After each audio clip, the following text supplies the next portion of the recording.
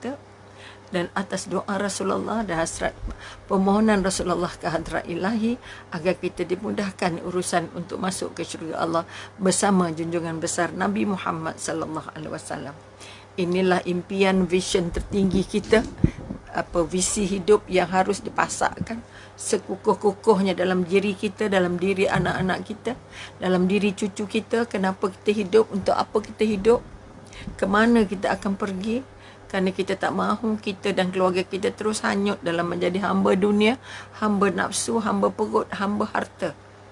Kerana kita tidak mampu untuk memikirkan selain daripada kehidupan dunia. Ini menandakan kita sudah jatuh terjebak ke dalam apa yang namanya hamba dunia. Kita bukan menolak dunia, bukan tak mahu kaya, tetapi harus bangun balik kayanya mengikut salur-galur yang Allah susunkan. Dan kayanya itu tujuannya tidak lain dan tidak bukan untuk membantu agama, untuk membantu keluarga cinta dengan agama, untuk membantu anak untuk kenal Allah, kenal Rasulullah, dan akhirnya untuk bangun sebagai seorang hamba Allah yang benar-benar bukan saja taat perintah pemerintah, bukan saja taat perintah negara, SOP yang ditentukan oleh negara, tapi paling mahal ialah SOP yang sudah lama ditentukan, yang sudah diajarkan oleh junjungan besar Nabi Muhammad sallallahu alaihi wasallam kepada kita, supaya kita bukan saja layak untuk selamat dari coronavirus, tapi paling maha selamat dari segala dosa, selamat dari segala malapetaka yang dinantikan Allah di neraka, sebagai satu balasan pada mereka-mereka yang tidak merasa bahawa hidup ini tidak lama, dan mereka juga tidak merasa bahawa mereka adalah hamba Allah yang paling dicintai Allah, tidak pernah ditinggalkan Allah walaupun sesaat, tidak pernah dibiarkan jantungnya berhenti, tidak pernah dibiarkan matanya tidak boleh melihat, tidak pernah dibiarkan telinganya tidak boleh mendengar. Maka sekali lagi, mari kita angkat sungguh-sungguh syukur kita ke hadrat ilahi. Sebab itu tolong belajar terapi syukur. Syukur dengan apa yang ada dalam kepala kita sekarang, boleh berfikir secara normal. Kerana di rumah sakit jiwa terlalu ramai orangnya kelihatan normal, tapi pemikirannya sudah tidak normal. Kedua, kita bersyukurlah pada seluruh anggota ini, kerana semua anggota kita masih boleh berfungsi dengan baik mengikut apa yang disuratkan oleh Allah. Ramai orang punya anggota, tangan tak boleh angkat, kaki tak boleh angkat, dari boleh jalan kepada tak boleh jalan, dari boleh berdiri jadi tak boleh berdiri. Ini kekuatan-kekuatan yang nak diangkat. Jangan kita melihat apa yang ada ini sekadar adanya, jangan. Kita pasti akan ditanya Allah dari hari ke hari, apa kamu buat pada anggota hadiah dari aku ini? Sudahkah kamu mensyukuri adanya mata yang masih boleh melihat? Apakah yang kamu akan lihat sebanyak-banyaknya sepanjang hidup kamu? Apakah hiasan mata yang kamu pakai supaya mata kamu selamat dari api neraka? Kerana iblis mengistiharkan bahawa mata setiap anak Adam adalah panahnya iblis. Sebab itu 70% kekuatan untuk berdosa, untuk dikongkong oleh syaitan adalah melalui mata. Okay, kalau kita ambil balik kisah seorang muazzin, tukang azan yang sudah azan 40 tahun, naik ke tempat puncak yang tinggi untuk azan, tiba-tiba kelihatan seorang gadis Yahudi yang sangat cantik. Akhirnya dia jatuh cinta. Ditinggalkannya azannya, dia pergi berjumpa gadis itu untuk dinikahi. Ini ulangan pada yang tak sempat kemarin. Okay. Di malam pertama pernikahan, sebelum dapat tidur bersama untuk masuk ke bilik anak gadis yang dinikahinya itu, dia akhirnya murtad kerana ingin memiliki gadis Yahudi tadi. Walaupun gadis Yahudi itu sudah mengingatkan, aku agama lain, kamu agama lain.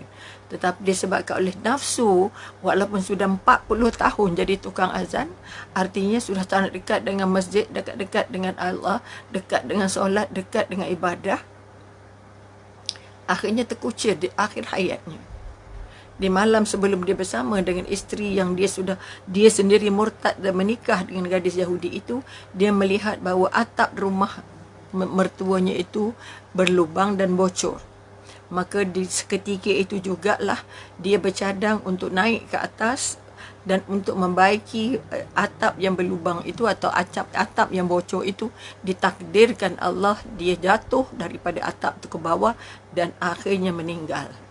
Walaupun sudah 40 tahun mengabdi diri untuk agama, tetapi mengakhiri hidupnya dalam keadaan kufur dengan Allah. Na'udzubillah min zalik.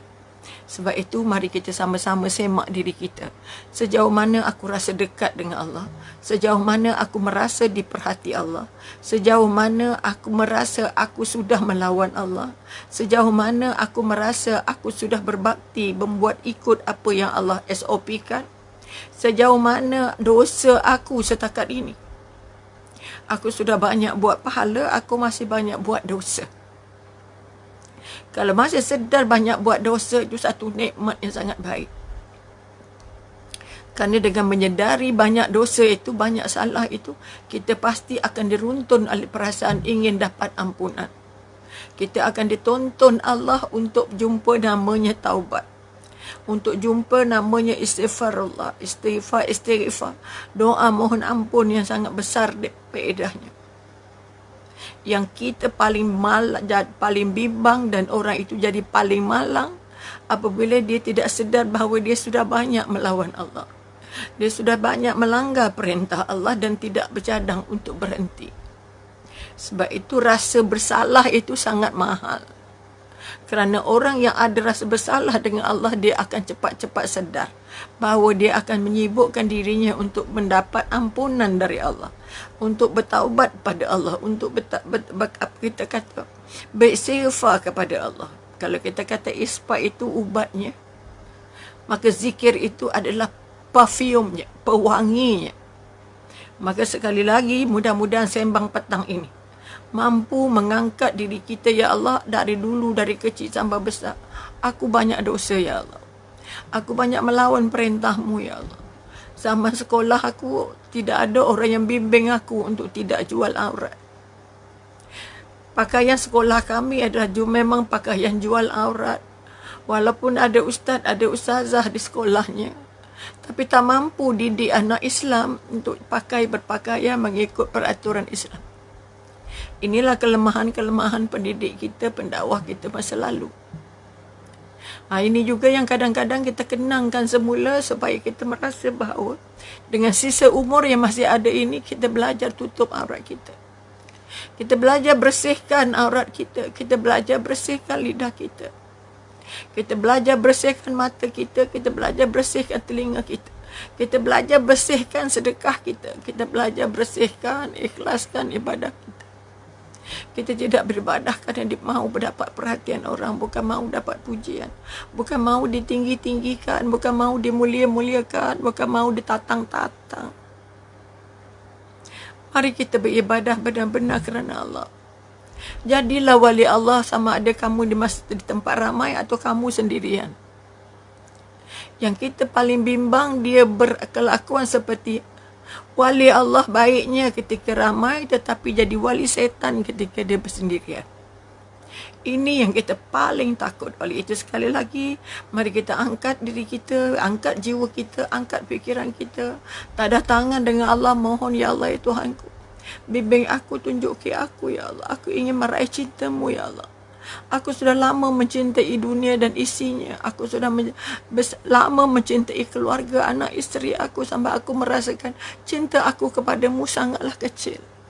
Kerana sudah aku berikan kepada anak dan kepada suami, pada keluarga, pada pekerjaan, pada kehidupan aku di dunia, ya Allah. Sehingga aku lupa untuk membawa bekal, menyediakan bekal-bekal untuk aku bawa sendiri ke dalam liang lahat. Kerana apa yang aku cinta selama ini tidak akan ikut aku ke liang lahat. Maka perasaan ini akan membuat kita jadi sempadan. Dari hari ini aku tak nak lagi buat dosa. Aku tak nak lagi lawan Allah. Aku tak nak lagi buka aurat. Aku tak nak lagi bohong. Aku tak nak lagi buat dapat duit yang bukan-bukan. Aku tak nak lagi menggunakan tuntutan-tuntutan yang salah. Aku tak nak lagi dapat duit-duit gelap. Aku tak nak lagi aku dengan perintah yang melawan perintah Allah. Okay, ini kekuatan yang nak dibangun. Maka kita angkat sekali lagi. Rasulullah sudah menjelaskan bahawa walaupun satu sebesar biji sawi makanan haram yang masuk ke hati, masuk ke darah kita, ke darah anak kita, layaknya tidak disyirkan, akan tercampak ke neraka. Na'udzubillah min zalik. Maka mari kita semak, kalau dulunya salah, Sebab itu Allah bagi salah selagi kita dipanjangkan umur, diberi kesempatan umur pada semua ahli keluarga Sembang Petang yang masih muda. Umi sudah sampai hujung. Di hujung umur sudah. Anda sedang dalam pertengahan dalam perjalanan kalau izin Allah. Namun kematian tidak pilih umur. Kematian tidak pilih sakit. Kematian tidak pilih sihat. Kematian tidak pilih tempat. Kematian tidak pilih jawatan. Kematian tidak pilih kedudukan. Bukan orang dan jawatan tinggi, kedudukannya mulia itu tak mati dah. Kematian tidak memilih siapa-siapa kecuali bila sampai masanya semua akan dijemput. Maka bersedialah kita untuk dijemput dalam keadaan kita bersedia. Maka junjungan besar mengingatkan setiap yang hidup itu pasti mati. Ya, setiap yang hidup pasti mati. Ini di satu-satunya. Motivasi yang nak membangun kita. Motivasi yang membuat kita benar-benar menyemak diri. Yang aku cakap ni orang sakit hati ke tidak? Walaupun orang tu tak kata sakit hati, tapi kalau kita merasa yang kita cakap itu mungkin menyinggungnya, maka wajar sekali kita mohon maaf. Tak ada rugi apa-apa kalau mohon maaf, walaupun orang tu kata tak ada apa-apa, aku tak rasa apa pun, ya kan. Kalau Allah bagi kita rasa, ya Allah, aku tadi agak-agaknya menyinggung dia agaknya, aku tadi rasa-rasa macam sombong agaknya, maka jangan malu, jangan segan. Sekarang sudah ada WhatsApp, sudah ada Facebook, sudah ada message. Mohon maaf walaupun kita tak tahu, walaupun dia mungkin tak ada apa-apa, tapi kalau kita diberi perasaan, rasa-rasa aku tadi macam menyinggung dia, ataupun tadi aku rasa ada cakap yang salah, ataupun dia memberi tafsir yang salah pada apa yang aku cakap, maka angkat balik diri, ya Allah, ya Tuhan. Kalau tadi aku bersalah bersama hamba-Mu, ya Allah, aku dah tak jumpa dia, ya Allah, aku bertawassul kepada-Mu, ya Allah, untuk sampaikan maaf aku pada dia, kerana aku tak sempat tadi minta maaf dan aku dah tak jumpa dia. Maka kekuatan ini nak diangkat. Sebab itu junjungan besar Nabi Muhammad sallallahu alaihi wasallam kata apa? Berselawatlah kepadaku. Berselawatlah kepadaku. Pasti selawat itu sampai kepadaku. Walaupun aku sudah berada di alam barzah. Semua para nabi jasadnya tidak akan dimakan tanah. Tidak akan disentuh cacing atau disentuh semut.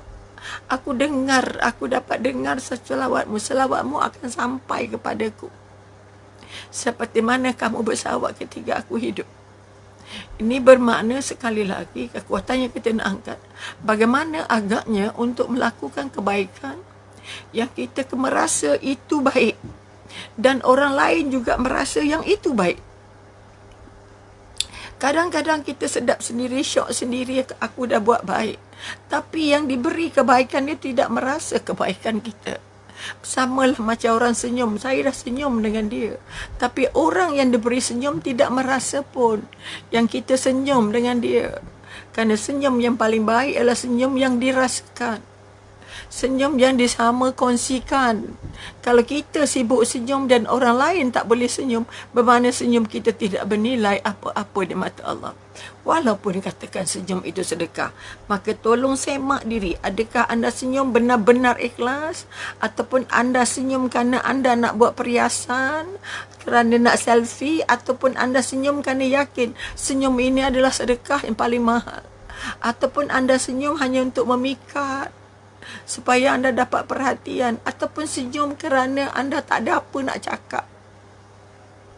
Bermakna senyum kita tidak ada niat kerana Allah. Maka sekali lagi, setiap kali kita nak senyum, tolong ingat, aku senyum kerana apa? Aku senyum kerana aku berkenan dia ke? Aku senyum kerana aku nak bina hubungan dengan dia ke? Ataupun aku senyum kerana ini adalah sedekah? Bermakna senyum anda benar-benar ikhlas dari hati. Orang terima tak terima itu nombor 10. Yang penting aku nak berkongsi senyuman. Dengan syarat senyuman itu benar-benar dari hati. Benar-benar dari jiwa. Benar-benar dirasakan. Anak kecil saja, bayi saja. Kalau kita senyum dan dia senyum, bermakna senyum kita ikhlas. Memang kita benar-benar nak senyum dengan dia. Tapi kalau kita senyum dan bayi tidak senyum, senyum kita belum cukup ikhlas. Sebab itu nak tahu, kadang-kadang orang tua-tua kata, ini cerita orang tua-tua pesan kat Umi. Kalau kamu jumpa budak kecil, daripada umur, tak kira lah berapa bulan pun, baru lahir ke, sampai lah umur 2 tahun ke 3 tahun ke.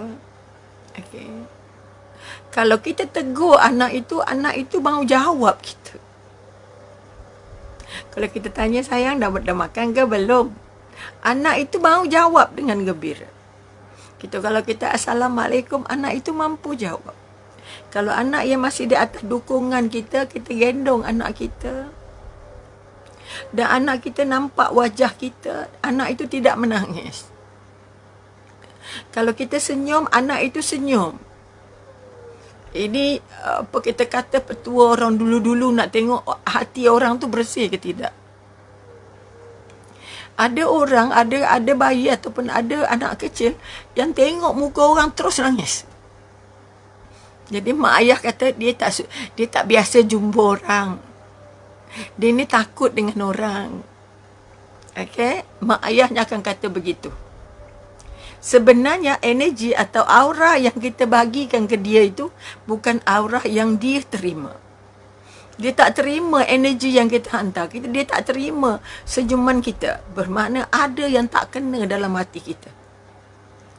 Ini orang tua-tua punya penilaian. Cara mereka melihat, kalau nak menilai hati seseorang, tengok dia pegang bayi. Dia dukung bayi tu nangis ke bayi tu senyum. Ini ramai memperhatikan. Okay? Ramai. Kadang-kadang nenek sendiri tak nak cucu nangis bila neneknya panggil. Neneknya dukung ke, neneknya panggil ke, neneknya suap makan ke. Okay? Tapi kalau cucu kita rapat dengan kita, cucu kita mau dengar cakap kita, cucu kita gelak dengan kita, cucu kita nak ikut kita jalan, itu sebahagian dari tanda cucu merasa yang neneknya sayang. Bukan sekadar nak belanja. Kadang-kadang nenek nak belanja pun cucu tak nak ikut. Apalagi nak tidur rumah nenek.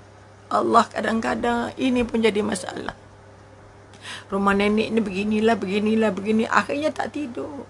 Cucu tak pernah tidur dengan neneknya. Ini malang yang paling malang. Cucu tidak akan ingat neneknya. Apalagi nak baca Fatihah untuk neneknya. Nak baca Quran dan bagi pahala untuk neneknya. Maka hati-hati semua nenek. Banyak-banyak pujuk diri, banyak-banyak jangan sombong dengan cucu, banyak-banyak jangan beletik, banyak-banyak jangan cari salah, banyak-banyak bangun kegembiraan. Jangan berkira dengan cucu. Sama ada berkira tenaga, penat dan sebagainya. Misal kadang-kadang cucu kata, walaupun mak ada, opah-opah jom teman haris makan, jom teman haris ambil air. Ini contoh-contoh. Kalau cucu nak kita teman dia, cucu nak ikut cakap kita, cucu mahu taat, cucu nak tidur dengan kita. Ini satu nikmat bahawa hati kita bersih sikit. Okay. Sebab nenek yang garang, cucu tak nak tidur. Tak nak tinggal pun dengan neneknya. Tak nak jalan dengan neneknya. Tak nak main dengan nenek. Tak nak makan dengan nenek. Ini petanda orang dulu-dulu. Pakai boleh, tak pakai pun boleh. Tak ada masalah. Tapi kekuatan-kekuatan ini harus diambil sebagai satu kayu ukur. Untuk ukur diri kita. Bukan nak ukur orang. Bukan nak test orang dah. Untuk uji diri kita.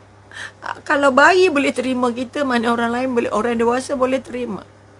Kalau bayi pun tak boleh terima, tak boleh tengok muka kita, banyak-banyak istighfar. Panas. Itu cara orang dulu-dulu menilai manusia.